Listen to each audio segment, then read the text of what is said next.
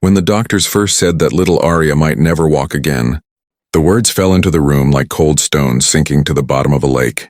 No one cried at first. The billionaire doctors, wrapped in pressed white coats and confidence built from decades of prestige, spoke gently but firmly, explaining scans, damaged nerves, failed responses to therapy, and the limits of even the most advanced medical technology. Machines hummed softly behind them, screens glowing with images that looked more like abstract art than a child's future. Arya's mother, Elena, sat frozen in her chair, her hands clenched so tightly in her lap that her nails left half-moon marks on her palms. Across the room stood Daniel, Arya's father, a single dad who worked long hours repairing elevators in old buildings, his clothes always faintly smelling of oil and metal. He nodded politely as the doctors spoke, not because he fully understood the language they used, but because he had learned that nodding was how people survived conversations that threatened to break them. Arya lay in the hospital bed, her small legs still and thin under the blanket, her dark eyes watching. The adults with an awareness that felt too old for a 6-year-old. Months earlier, a careless driver had run a red light, smashing into the side of the car where Arya sat. She survived, but the injury to her spine changed everything. The first weeks after the accident were filled with hope. The doctors talked about possibilities, about intensive therapy, about how children were resilient. Elena slept on a chair beside Arya's bed, waking at every sound. Daniel learned how to navigate hospital corridors in the dark, learned which vending machines worked, learned how to smile for his daughter even when his chest felt hollow. But hope slowly thinned, like thread pulled too many times through a needle. After months of treatment, after specialists flown in from other countries, after bills that rose into numbers Daniel had never imagined, the conclusion settled in. Arya could not walk. Not now, not likely ever. The billionaire doctors moved on to the next patient, their schedules unforgiving. Elena finally broke down after they left, her sobs sharp and uncontrolled, her body folding forward as if the weight of the news pressed her down physically. Daniel held her, feeling her tears soak through his worn jacket, and for a moment he allowed himself to feel the same despair. But when he looked at Arya, who was watching them with quiet fear, something inside him refused to give up. He wiped Elena's tears and spoke softly, promising that they would figure something out, that this was not the end. Elena nodded, though her eyes showed she did not believe him. She had trusted the best minds money could buy, and they had reached their limit. Life after the hospital was not kind. The apartment Daniel rented on the 3rd floor of an old building suddenly felt like a mountain. Carrying Arya up and down the stairs strained his back and his heart, but he did it without complaint, joking with her, turning each trip into a pretend airplane ride. Elena returned to work at a small accounting firm, but her spirit seemed dimmed, her smile forced. Daniel adjusted his schedule, turning down overtime so he could take Arya to school and therapy appointments. Physical therapy sessions were painful and exhausting, and each time Arya's legs refused to respond, Elena's hope cracked a little more. Daniel noticed things others didn't. He noticed how Arya reacted when he played music while stretching her legs, how her muscles seemed less tense when she laughed, how she tried harder when she was encouraged rather than pushed. At night, after Arya fell asleep, Daniel searched the internet on his old phone, reading stories of recovery and failure alike. He read about neuroplasticity, about the brain's ability to adapt, about alternative therapies that doctors dismissed as unproven. He had no medical degree, no access to private labs, no money to fly experts across oceans. What he had was time spent with his daughter, hands-on patience, and a stubborn belief that love could be more powerful than despair. He began small, turning daily routines into gentle exercises. He would place Arya on a soft mat and encourage her to reach for toys, subtly guiding her legs. He built simple supports from scrap wood and old straps, adjusting them again and again until they fit just right. When Elena questioned him, her voice tired and fragile, he told her he wasn't replacing doctors, just refusing to give up. Months passed. Progress was slow, almost invisible, but Daniel saw it. A twitch here, a tiny shift there. Arya laughed when she felt her toes move, even if it was just a reflex. Daniel celebrated every small sign, clapping and cheering as if she had run a race. Elena watched from the doorway most days, torn between hope and fear of disappointment.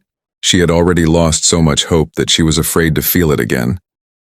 The doctor's words echoed in her mind, heavy and final. Yet she could not deny that Arya seemed stronger, more engaged, more alive during Daniel's homemade sessions than she ever had in sterile therapy rooms. One rainy afternoon, when the power went out and the apartment was lit only by the gray light filtering through the windows, Daniel sat Arya on the edge of the couch. He knelt in front of her, holding her hands, telling her a story about a brave explorer, learning to use her legs again to climb a mountain. Arya giggled, gripping his hands tightly. As he gently encouraged her to push, something happened. Her foot pressed into the floor, not much, but enough. Daniel froze, afraid to breathe. Arya looked down, her eyes widening. Elena, standing nearby, covered her mouth. Arya pushed again, and this time there was no mistaking it. It was not a miracle in the dramatic sense, not a sudden transformation, but it was real. Elena sank into a chair, tears streaming down her face, her body shaking as months of grief and suppressed hope burst free. From that day on, everything changed, though not all at once. The movement was inconsistent, sometimes disappearing for days, sometimes returning stronger. Daniel did not rush. He understood instinctively that pressure could undo what patience had built. He kept his routine steady, turning exercises into games, into moments of connection rather than tasks. Arya trusted him completely, her confidence growing alongside her strength. Elena watched more closely now, her skepticism slowly replaced by awe. She began to join them, clapping, encouraging, laughing in ways she hadn't since before the accident. The apartment, once heavy with sadness, began to feel lighter. When Elena told the doctors about the progress, they were polite but doubtful. They warned her not to get her hopes up, explaining that occasional movement did not equal recovery. Elena listened, but for the first time their certainty did not crush her. She had seen what love and persistence could do in the quiet of their home, far from the gleaming halls of wealth-funded medicine. Daniel never claimed to understand the science behind it. When asked, he simply said that he paid attention, that he treated his daughter like a whole person, not just a diagnosis. As weeks turned into months, Arya's strength increased. She began to bear more weight, her legs trembling but responding. Daniel adjusted his handmade supports, reinforcing them, improving them. He spent nights in the garage of a friend, shaping pieces of metal and wood, creating something between a brace and a walker. It wasn't pretty, but it worked. Elena worried about his exhaustion, about his hands cracked and bleeding from work and late-night projects, but Daniel brushed it off. Every time Arya took even the smallest step, the tiredness vanished from his eyes. The day Arya stood on her own for the first time, Elena was in the kitchen making tea. She heard a sound, half gasp, half laugh, and rushed into the living room. There was Arya, wobbling but upright. Daniel kneeling close, ready to catch her but not touching. For a moment, time seemed to stop. Elena felt her knees give way, and she collapsed onto the floor, crying harder than she ever had before. This was not just joy, it was release. It was the weight of every hopeless night lifting all at once.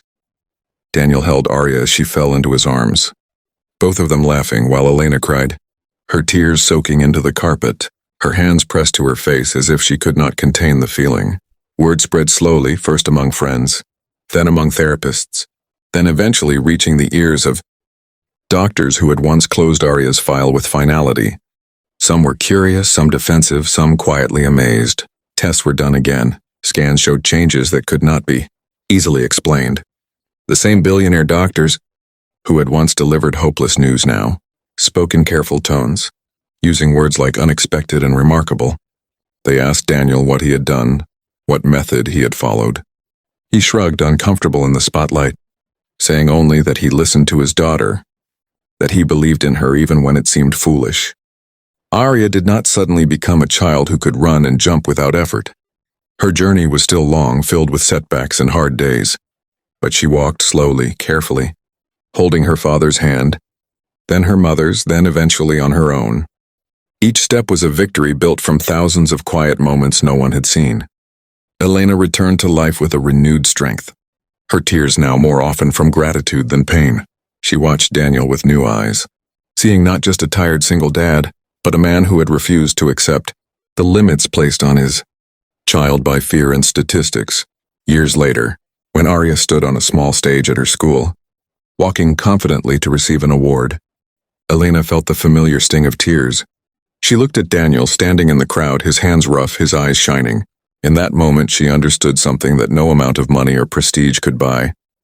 The doctors had given their knowledge, their tools, their expertise, and they had reached the edge of what they believed possible. Daniel had given something else entirely. He had given time, belief, patience, and love without conditions.